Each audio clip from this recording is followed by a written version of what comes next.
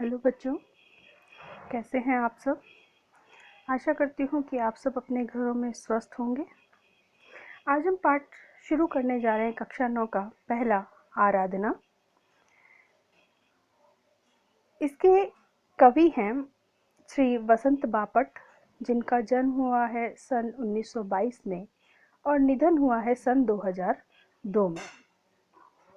प्रस्तुत कविता मराठी के वरिष्ठ कवि वसंत बापट की मराठी रचना का हिंदी अनुवाद है।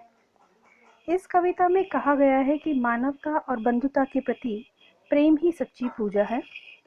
मनुष्य के आपसी भेदभाव समाप्त होने चाहिए। लोगों में लोभ और वैरभाव ना रहे। सब एक दूसरे से प्रेम करें। सब में सहयोग की भावना हो। लोग एक दूसरे का दुख महसूस करें। इस प्रकार इस कविता में कवि ने सत्य, शिव और सुंदर और साथ ही साथ विश्व बंधुत्व की भावना को व्यक्त किया है। कवि ने मंगल कामना की है। सब लोग अच्छे कार्य और सच्चाई का व्यवहार करें। सबकी भावनाएं सुंदर हों। सबके विचार कल्याणकारी हों। सुखी लोग दुखियों की पीड़ा को समझें और उनके दुखों को दूर करें। लोग मानवता की पूजा करें। वे शूरवीर बने, धैर्यवान बने, दुर्बलों की रक्षा करें और सारे भेदभाव, ऊंच नीच का, अमीर गरीब का, रंग का, सबको भूलकर मानवता का व्यवहार करें। संसार में सब जगह भाईचारे की भावना का प्रचार हो, विश्व बंधुत्व की भावना बने। वसुधैव कुटुंबकम, वसुधा एव कुटुंबकम, पूरी पृथ्वी ही हमारा परिवार है। यह भावना सबके मनों में जागृत हो। तो आइए शुरू करते हैं हमारा पाठ आराधना। देह मंदिर चित्त मंदिर एक ही है प्रार्थना।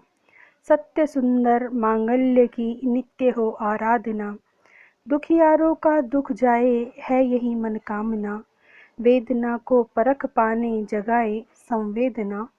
दुर्बलों के रक्षणार्थ पौरुष की साधना।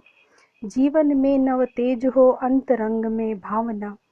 सुंदरता की आस हो मानवता की हो उपासना। शौर्य पावे धैर्य पावे यही है अभ्यर्थना। भेद सभी अस्त होवे वैर और वासना। मानवों की एकता की पूर्ण हो कल्पना। मुक्त हम चाहे एक ही बंधुता की कामना। तो प्रथम जो पंक्ति है उसमें कवि कहते हैं देह मंदिर चित्त मंदिर। देह यानी शरीर, शरीर रूपी मंदिर, मन रूपी मंदिर। शरीर और मन से कवि यही प्रार्थना करते हैं कि हमेशा सत्य, शिव और सुंदर की आराधना हो। लोग सच्चाई के मार्ग पर चले, उनके मन में सुंदर विचार आए और एक दूसरे की हित की बात सोचें। दुखियारों का दुख जाए है यही मन कामना। मन कामना, मन की कामना। वेदना को परख पाने जगाए संवेदना। सम प्लस वेदना, वेदना यानी तकलीफ, परेशानी, दुख। सम यानी समान। किसी की परेशानी को, किसी के दुख को आप उतना ही महसूस करो, वही संवेदना है। वेदना को परख पाने जगाए संवेदना। दुर्बलों के रक्षणार्थ पौरुष की साधना। इस पंक्ति में कवि ईश्वर से, प्रभु से प्रार्थना करते हैं कि दुखी लोगों को दुख से छुटकारा मिले। लोग एक दूसरे की पीड़ा का अनुभव करें। दुर्बलों की रक्षा के लिए शक्ति और साहस का उपयोग हो। जीवन में नव तेज हो अंतरंग में भावना। सुंदरता की आस हो मानवता की हो उपासना। शौर्य पावे धैर्य पावे यही है अब अभ्यर्थना। जीवन में नया प्रकाश हो, नव तेज यानी नया तेज प्रकाश हो। सबके हृदय में सुंदर भावनाएं हो, सबके मन में सुंदर आशाएं हो और सब मानवता की पूजा करें। सभी लोग धैर्य को पावे, शौर्य को प्राप्त करें। बस यही प्रभु से प्रार्थना है। भेद सभी अस्त होवे वैर और वासना। मानवों की एकता की पूर्ण हो कल्पना।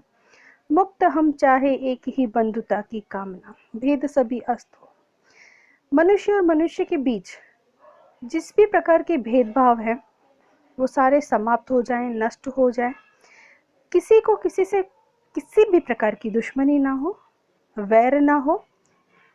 लोगों की जो बुरी इच्छाएं हैं, वासना है, उनका भी नाश हो। सभी मनुष्य एकता का अनुभव करें और हम स्वतंत्रता और बंधुता की कामना करते हैं। तो इस पंक्ति में, इस कविता में प्रस्तुत जो प्रार्थना है, इसमें वैश्विक मूल्यों का हस्तांतरण करने की प्रेरणा देने वाली यह कविता आपको समझ में आई होगी। आप इसके शब्दार्थ और टिप्पणी को तैयार कर लें। धन्यवाद।